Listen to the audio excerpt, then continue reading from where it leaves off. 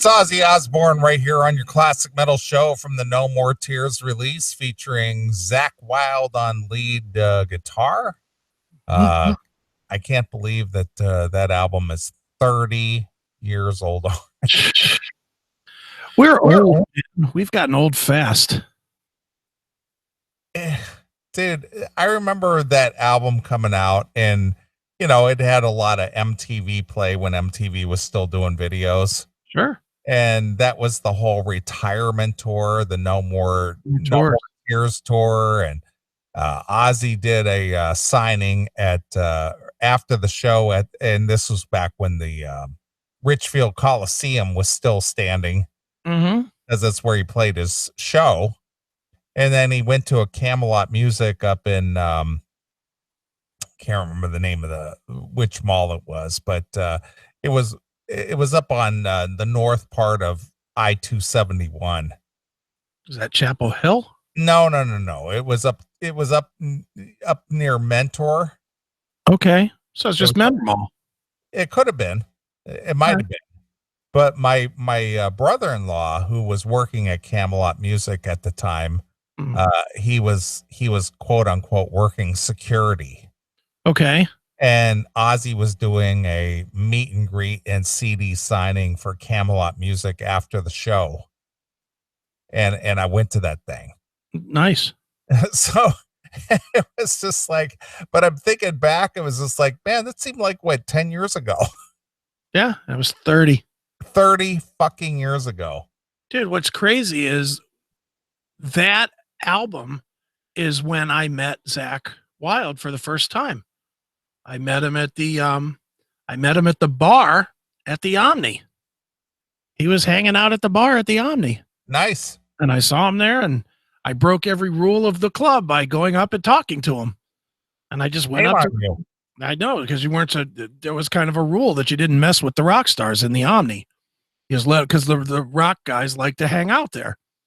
But I went right up to him. Nobody was sitting next to him. I sat down next to him, said, "Hey, you want a beer?" He quickly took that. And then we chatted for a few minutes, and that became like 15 or 20 minutes, and then we ended up staying in touch. And we were in touch I haven't talked to him in forever, but I mean, it's been a long time since I've talked to him now, but for a long time there, as you're well aware, we were definitely talking to each other quite a bit. Yeah. But he's gone off to be famous rock star. I'm no longer needed, man. Yeah, pal. Yeah, I think it's just more that he changed phones and I never got the new phone. Yeah, that's funny though. But man, I cannot believe how fast time has just blown by. Do you like that album or not? I know I enjoyed it quite a bit, actually. It's probably one of my favorite Ozzy records. Yeah, I love that album, man. That one and No Rest back to back. Those were two great records for me. I love those records, and I know I'm a Zakk haunt. Everybody has their band and their guy that that they love, but Zakk could do pretty much no wrong for me guitar playing wise. That guy can fucking play guitar. Yeah, I love. Give me a little Mr. Tinker Train. Mr. Tinker Train. Yeah, I just like that when the riff kicks in. All right, here we go.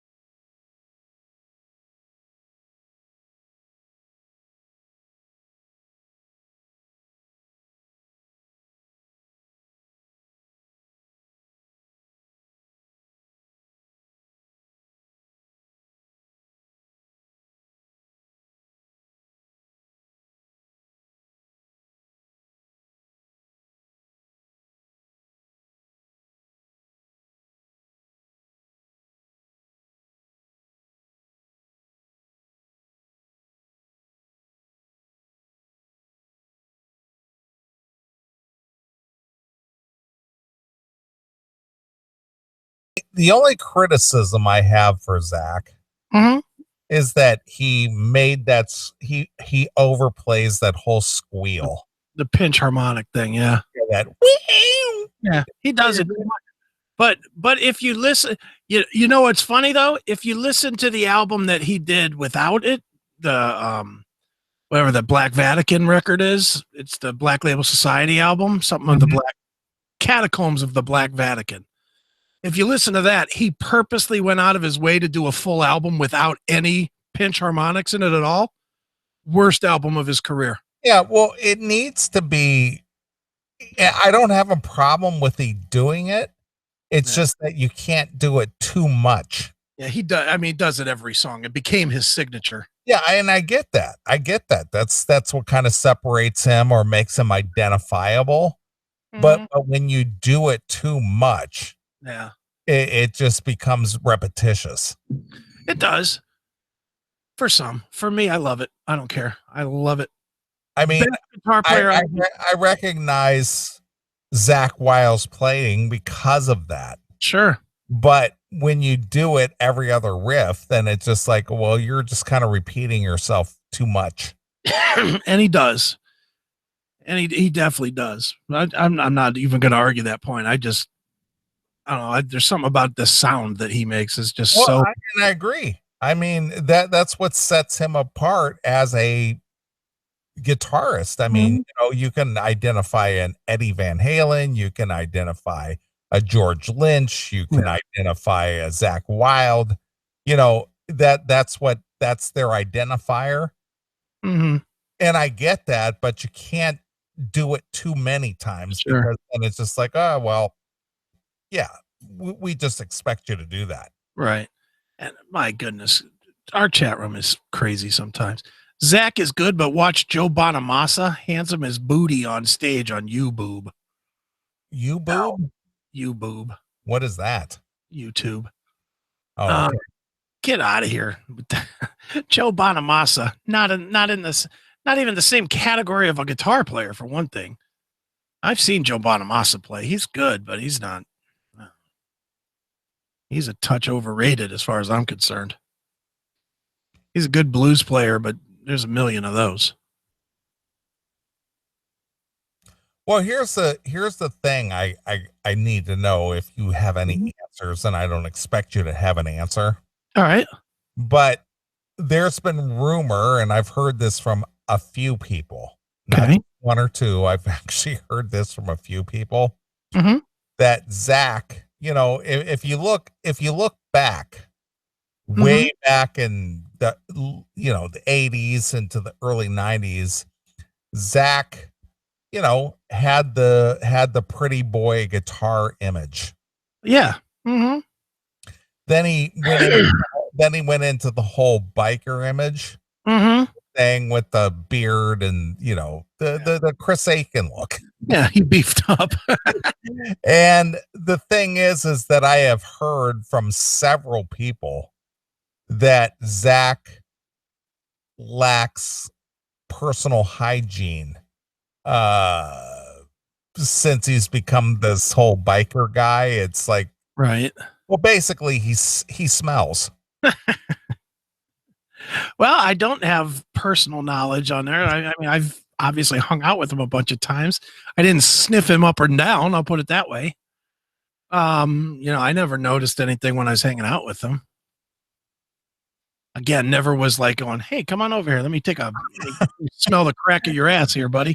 Right. But I heard that from a few people that his personal hygiene has suffered, and he sort of has this like dirty biker, BO smell.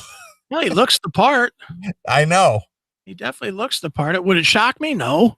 I mean, he looks the part. And he does, and I do know this much, and you can look on YouTube. You don't have to look to me to fucking guide you here. If you look on YouTube, he wears the same gear every day. Yeah. Every gig of a tour, he's wearing the same tour gear. So I'm not saying he doesn't get it laundered, but I know for a fact there's not always a washing machine around. Well, what I find interesting about Ozzy currently Yeah. is that Zakk obviously branched off and has a solo career, which he goes out there and sells shows and as Zakk Wylde. Yeah. But he was away from the Ozzy camp for a while, and they brought in Gus G, who's more, in my opinion, more of a precision type player. Sure. And I've spoken with and hung out with Gus G on a few occasions. Very kind of, very humble guy, actually. He's low key. He's very low key. Yeah, very low key, very humble guy. Actually, Bob Nalbandian introduced me to him. Yeah. And very nice guy, obviously from where is he from? Like Sweden? Somewhere, or Switzerland, I think. Switzerland, yeah. Nice guy, very, very just kind of humble, low key, just friendly, not flamboyant in any way. Great guitarist, obviously from Firewind. He's from Greece, by the way. Oh, okay. All right. And nice guy. Yeah, he's great. I've interviewed Gus, God, 6-7 times at this point.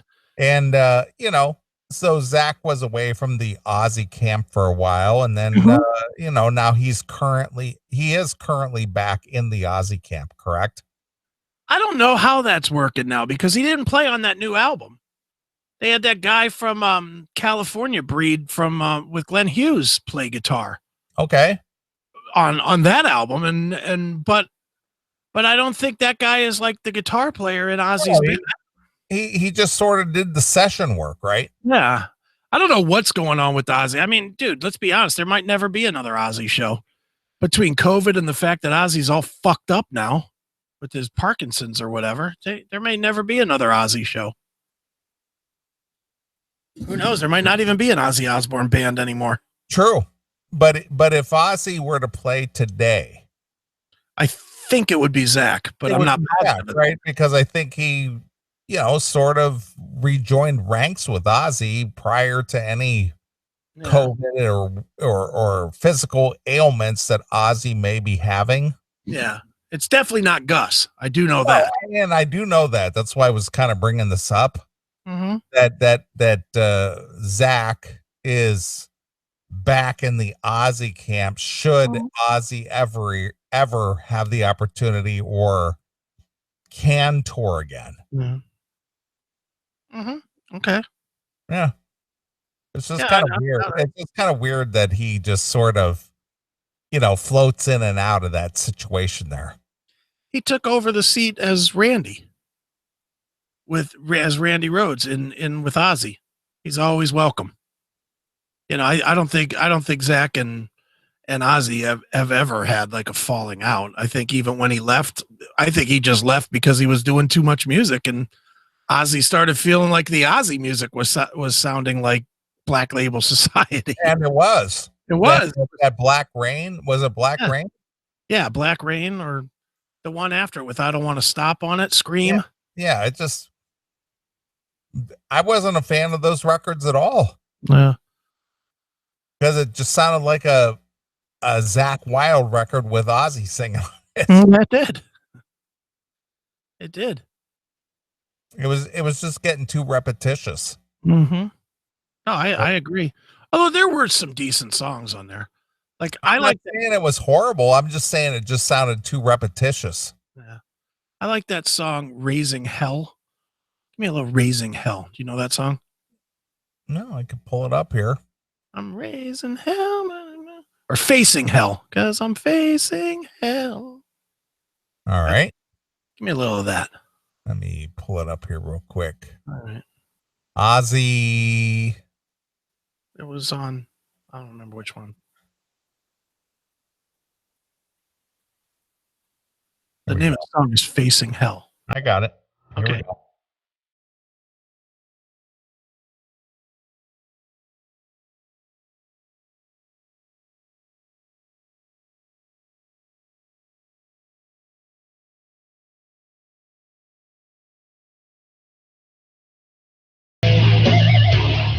There's that screen. course. There's that squeal. Of course. But I do like the fullness of the sound. It's just like that just grinding, you know, punch in the face music. Yeah, but that squeal, it's got to be in there. Of course.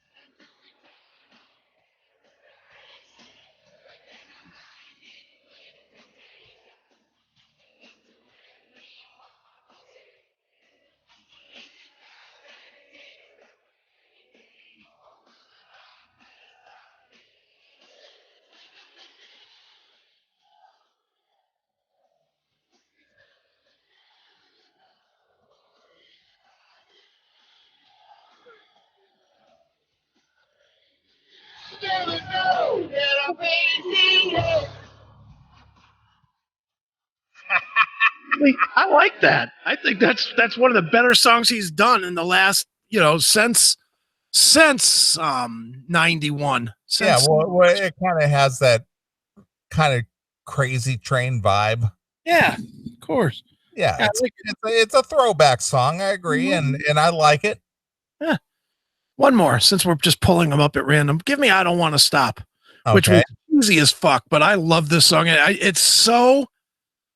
It's such a gimmick song, but I still love it, and I don't know why. And nobody liked this album, but I think people like this song. All right, well, here we go. All right.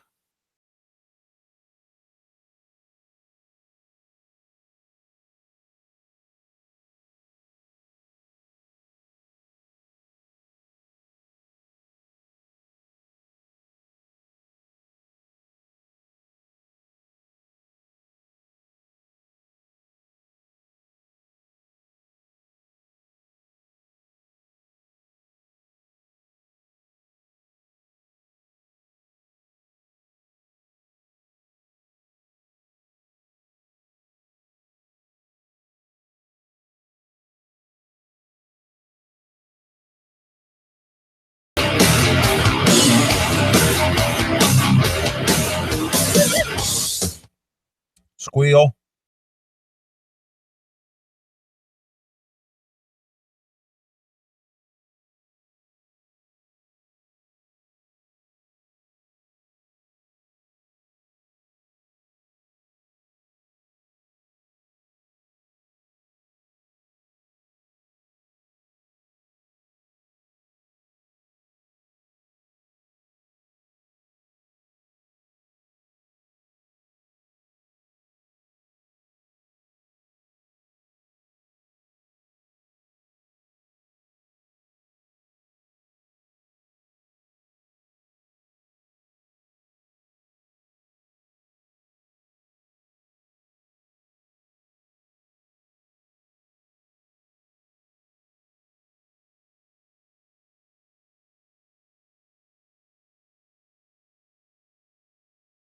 Two squeals in like 15 seconds. There's about 8 in there in the first minute of the song.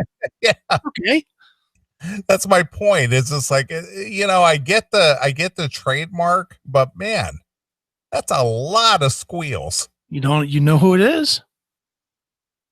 He's built his brand. I agree. He built his brand going like this.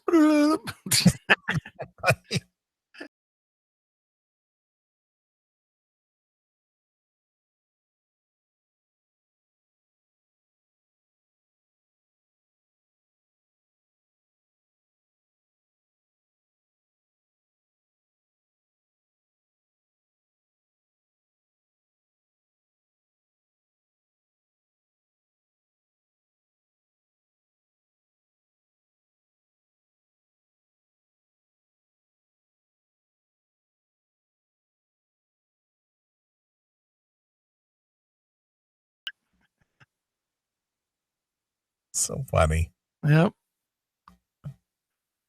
I think probably what I don't like about that song, aside from the overuse of the squeal, is just that formulaic.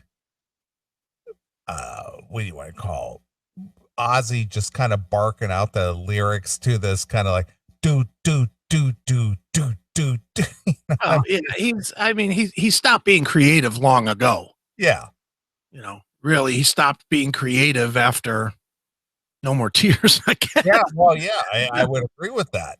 I mean, Osmosis was a weak effort. Yeah. Even though I liked a couple of songs from Osmosis, but yeah, it certainly wasn't as strong as No More Tears. No. And I did go to that Osmosis tour with Korn opening up, or no, it was Deftones opening up. I think it was both. Was it both? That show. I was at that show. Maybe yeah, not with it was at the it was at the Stunned. Yeah. Yeah, it was both. It was Korn and Deftones. It was a horrible show. It was horrific. I remember going I was going to broadcasting school at the time. And we went to that show and it was just like, what the fuck is this? We were standing on side stage, on Zakk's side of the stage, I guess, what would that be? Right as you were facing the stage. And we were standing off like with the girlfriends and whatnot over in the side. And some guy if you remember, that was a high stage. It was stage. Some guy started climbing up. There was like a rope ladder that led down to the floor. And this guy like tried to climb up and he got to the top rung of it. It was like the rope ladder. And he was holding on with one hand and he was like metal horning on the top of the rope. And Zakk came right over and kicked him right in the face and knocked him off the fucking ladder. Boom! It was like, God damn. Down he went. It was fucking hysterical.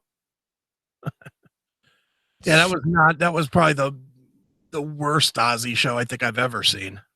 It was not good. Yeah. Because Ozzy sounded terrible and Korn didn't fit and Deftones just were miserable. Oh, it was terrible. Yeah, that was a real bad. Only time I've seen Deftones, I think 4 times, and I've never seen them be good at all, ever. But the worst time I can remember seeing Deftones was with Kiss. What a fucking mishmash lineup that was. It was at one of the reunion shows, and Deftones opened for Kiss. The fuck were they thinking? It was like, all right, here we go. Deftones. Whiner metal. Right. They're opening for Kiss, which is all about, getting laid and whatever. Yeah, it's all kind of happy, upbeat. Yeah. Fun. And Deftones is looking at your shoes and dark. And whining. Yeah, just whining about whatever the fuck you're whining about. I'm trying to look it up. Look up the song Bored by Deftones. All right. Because that's what they opened the show with. A Kiss show. They opened with Bored. I'm bored. Oh. Yeah, I'm not a fan. I've never been a fan of that style of music at all. I don't like the Deftones. I don't get it. Aside from that member of the Deftones recovering from a coma, I think. I have one song I like called 7 Words, and it's really just because they just chant fuck through the song all through it. It's like, fuck. Yeah, taking a cue from George Carlin, right? Yeah, exactly. All right, here we go.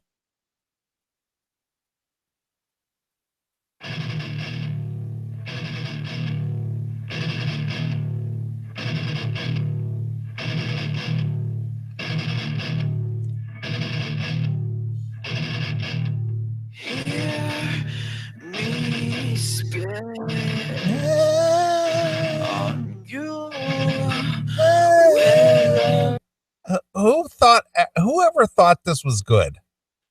But Nobody that I know. I mean, there are people in the 90s that liked it. I know that, but this.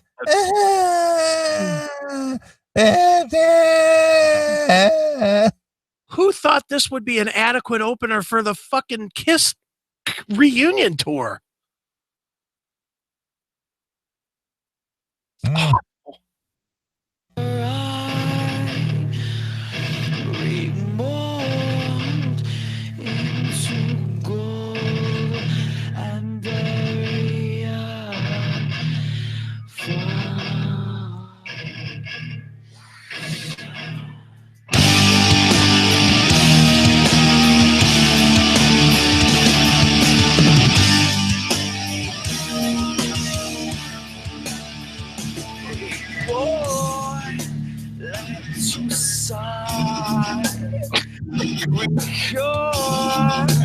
Baby, I be born and simplify the way I like.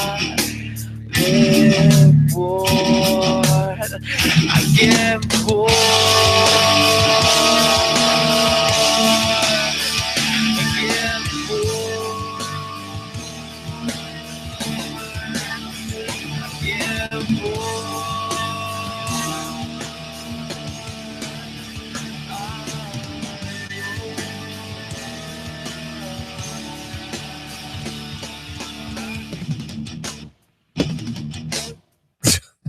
I got bored listening to that. Terrible. It is. It's just like I saw them open for Ozzy along with Korn, and it was just like, why am I watching this? Do you think that they just bought onto that Kiss tour? Of course they did. Because if I remember, that was like the second album or third album on Madonna's label on Maverick. And it was like them and Candlebox and Madonna were the first three, I think. And so Candlebox had significant success, but I think Deftones they probably had success as well because they had a lot of money behind it with Madonna. Madonna's money fucking put them on that show, I guess. But woof. Yeah, I never got the Deftones. And what's crazy is I've seen them 4 times. Because never as a headliner, I would never go and see them. But I saw them once, I think, at an Ozfest, and I saw them open for Anthrax at the World Series of Metal. That was another fucking pathetic attempt. I saw them at that show, and with Kiss, and what was the 4th time? With like Limp Bizkit or something. I think I saw them as the 4th time, but. Yeah, just not good. Well, you notice that that music of the 90s, Deftones, Korn, what was the one you just mentioned? Limp Bizkit? Limp Bizkit. That none of that had any staying power. Korn did. Did they? Shit, yeah. Korn is still big. Are they? Oh, yeah. Korn is still a big band. All right. I wouldn't know.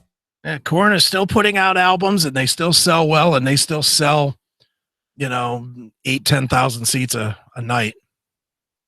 Korn is still Korn stuck. Limp Bizkit pretty much stuck too. They just went away for whatever reason. They stopped making music and went away. But every time they come back and play a show or something, it's always sold out. Mm-hmm. Deftones, nah. What is your friend from Cleveland?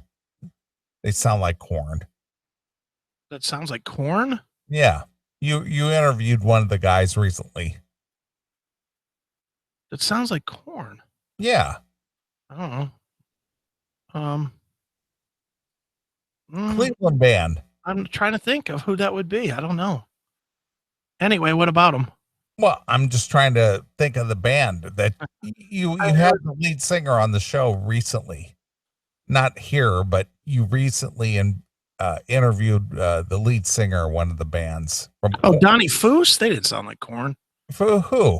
From Spud Monsters? No. He's from Cleveland. I'm trying to think who that would be. I don't know. not ringing a bell to me. I can't think of. They're the one guy, the one lead singer. He kind of had the whole dreadlocks, like Mark Hunter from Chimaira. There you go, Chimaira. Nothing like Korn. What are you kidding me?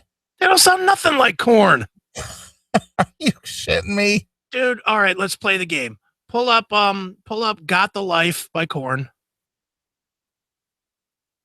All right, Korn, "Got the Life." Yep.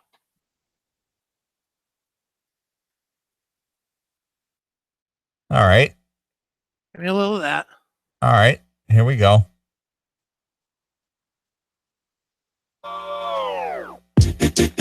Stupid. What is that? YouTube's figured out a way to get around your commercial blocker now. Oh, the ad blast thing? Yeah. All right, here we go. All right.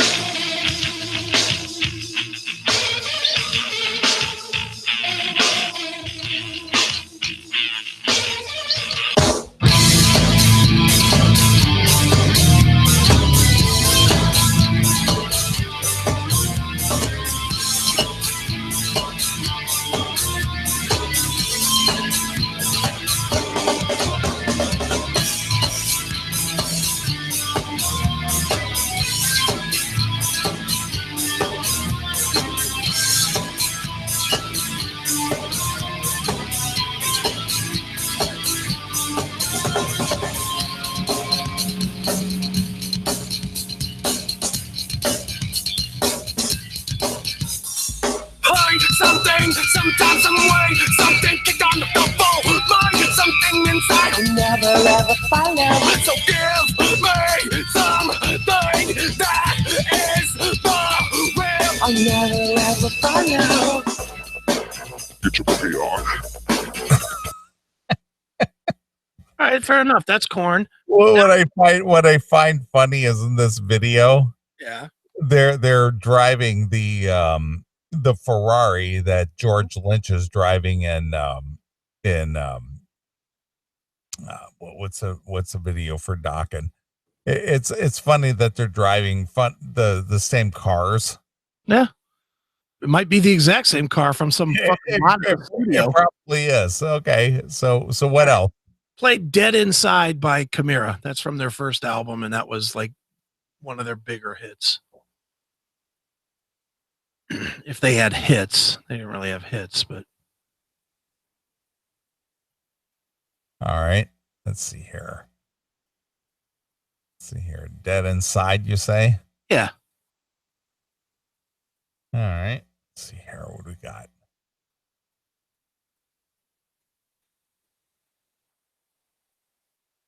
How do you spell Chimaira? Chimaira.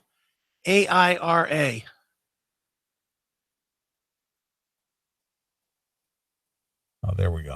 All right, here we go.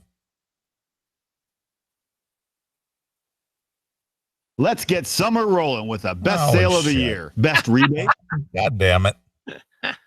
God damn you, YouTube. Figure out how to get around the ad blocker. Pricks.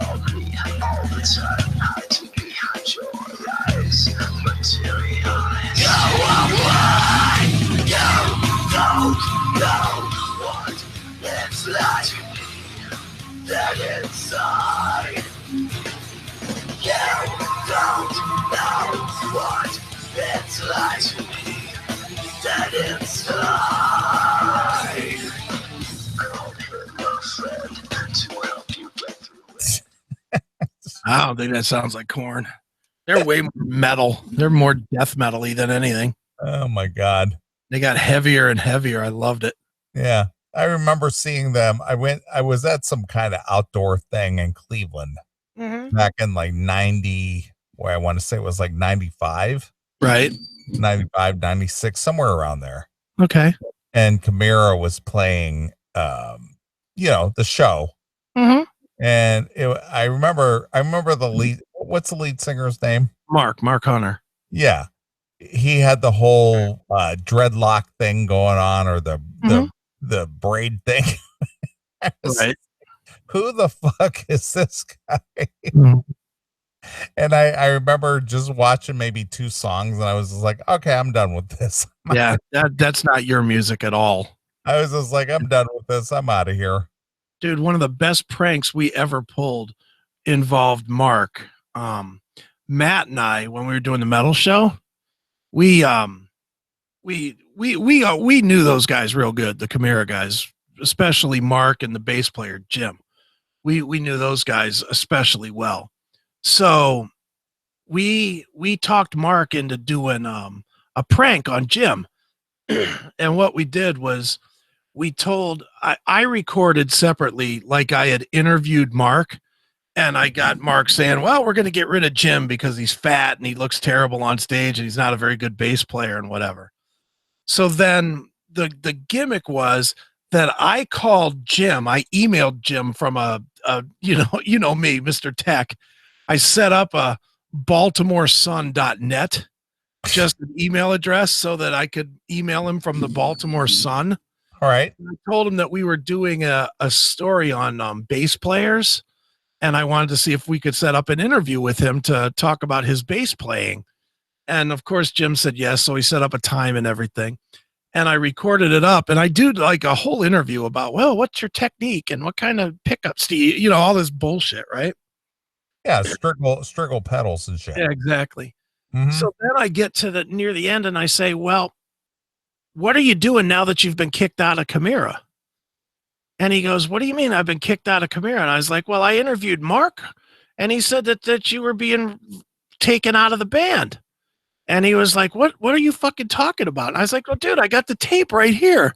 And I played him this tape of Mark saying, yeah, Jim's fat and he's not good on stage and he's lazy and all this shit. I played him the tape over the phone, and he just got fucking pissed, and he's like, I think you're just trying to fuck with me, but this interview's over, and he hung up on me. But then we had it all set up, so we knew his first call would be to Mark. And right. we had Mark's phone set up to record as well. So then we recorded him ripping Mark's head off about this. And then I guess Mark told him like a day or two later. He didn't even tell him right away that it was a joke. He let him sit with it for a day, thinking he was getting kicked out of the band. Wow. It was fantastic. It was one of the better pranks ever. And then we played it, of course, on the metal show. We had them all in, and we played it on the show, and it was a huge hit. Of course. Yes. Look at us playing a prank on you guys. Yeah, pal. I was Chris from the Baltimore Sun. Right. So what is Chimaira doing today? Are they back together? Are they playing or not playing? What are they doing? They're not playing. They're one of the guys is in 6 Feet Under. Rob, the guitar player, just makes videos about, guitar technique and shit like that. And he works a regular gig. Mark works a regular gig as a photographer. Andals, the drummer, had some kind of weird disease where he can't play drums anymore.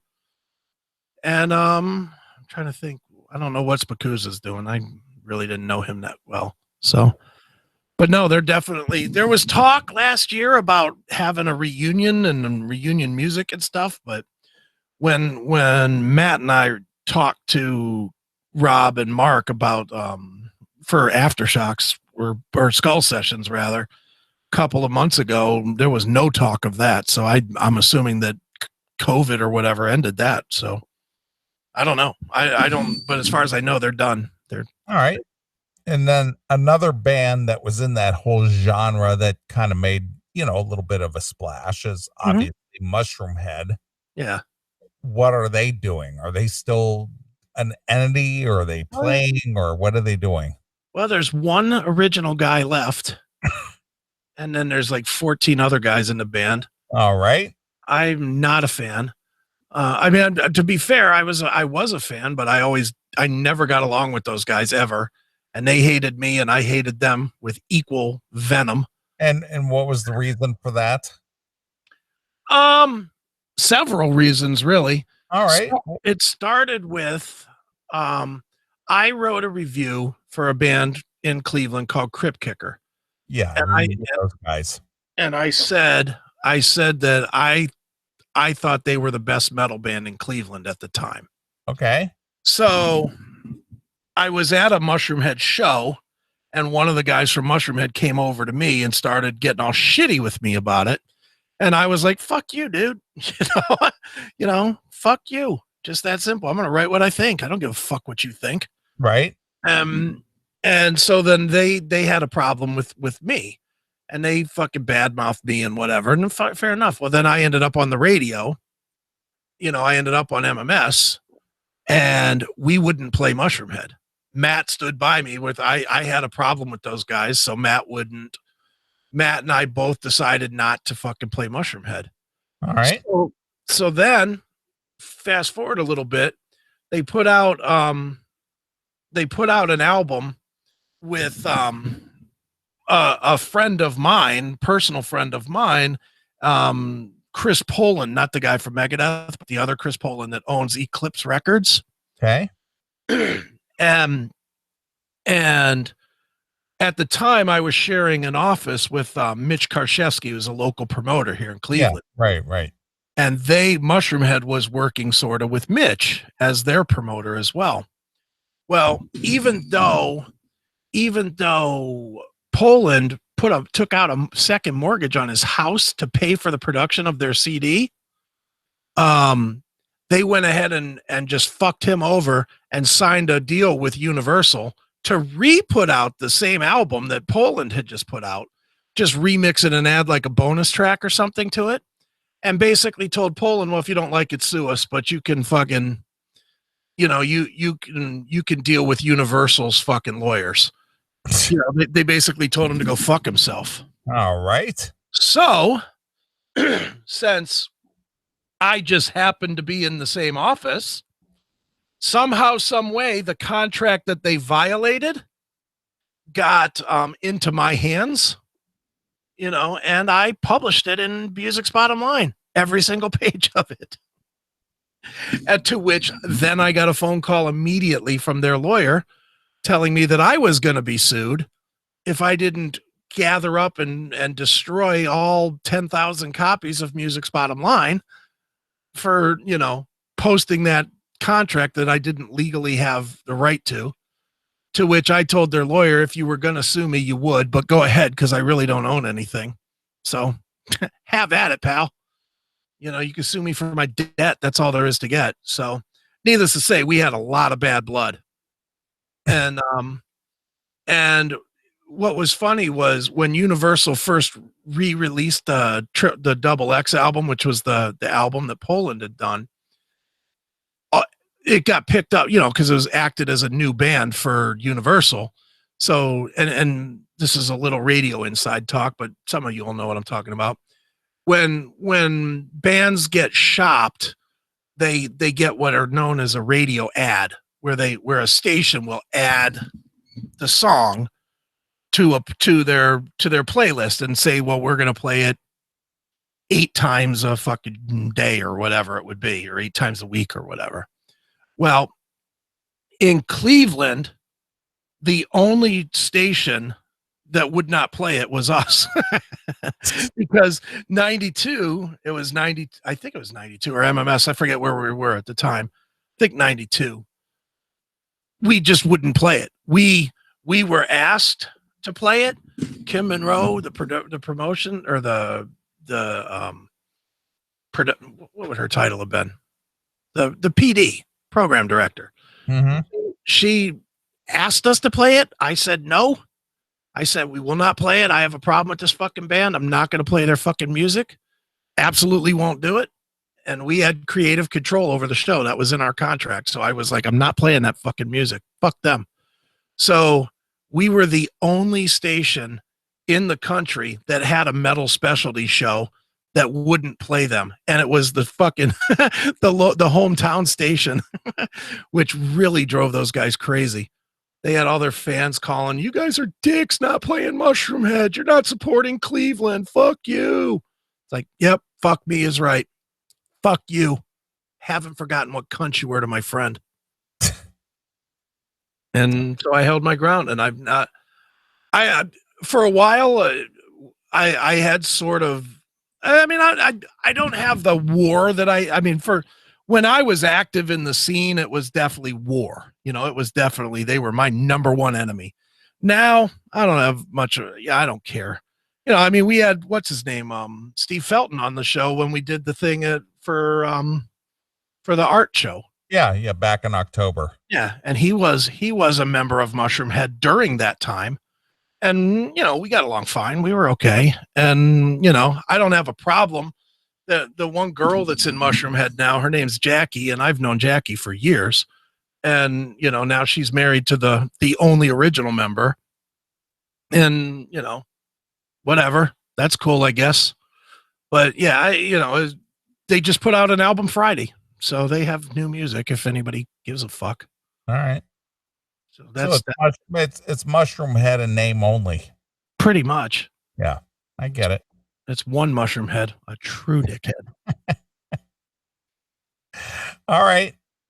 Well, if those of you who are interested in Cleveland rock history, there you go, Chris Aiken. There you go. I was always involved. The orator of Cleveland metal. Yeah, no, that's Bill Peters, not me. Yeah, that is true. I'm not going to take Bill's reign. Dude, you want to talk about a fucking psycho? Bill is a psycho. Is he? So, you know how fucking hot it was today, right? Yeah. So he was doing a charity walk today. He's big into hiking. I don't know if you knew that or not. I did not know that. Over the past like 2-3 years, something like that, Bill has gotten huge into hiking. Okay. Which surprised me because it just doesn't seem like the thing Bill would do. You know, I think of Bill as like metal guy, you know, but he's developed this passion for hiking, and he goes hiking on crazy hard trails and stuff. So today he was out doing a charity hike for Alzheimer's, something. Okay. He was supposed to do 10 miles, which that all by itself sounds ridiculous to me. Yeah, I do between 3 and 4.5. Yeah, he did.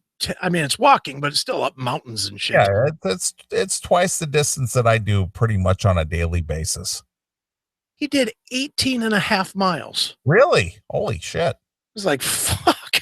I saw the post he posted later in the afternoon saying that he just finished 18 fucking miles or whatever. It's a long walk. And I was like, God damn it, I don't even like to drive 18 miles.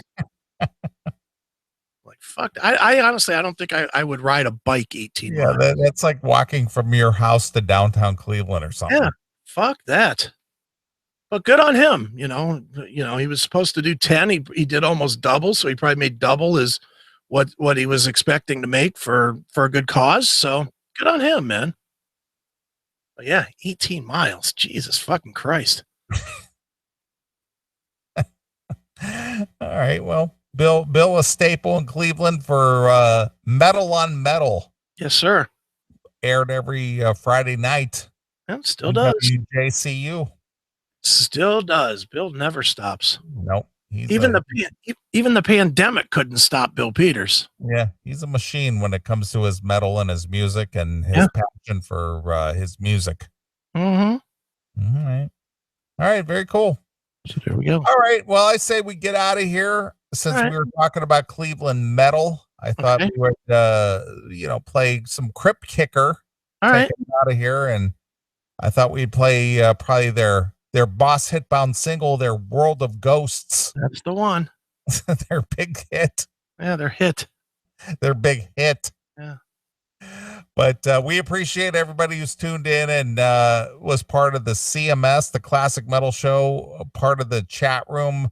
for those of you who were able to get into that limited space. Yeah, pal.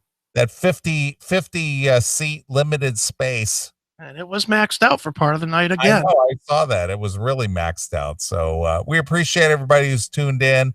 We will not post this on YouTube this week. It'll be next week.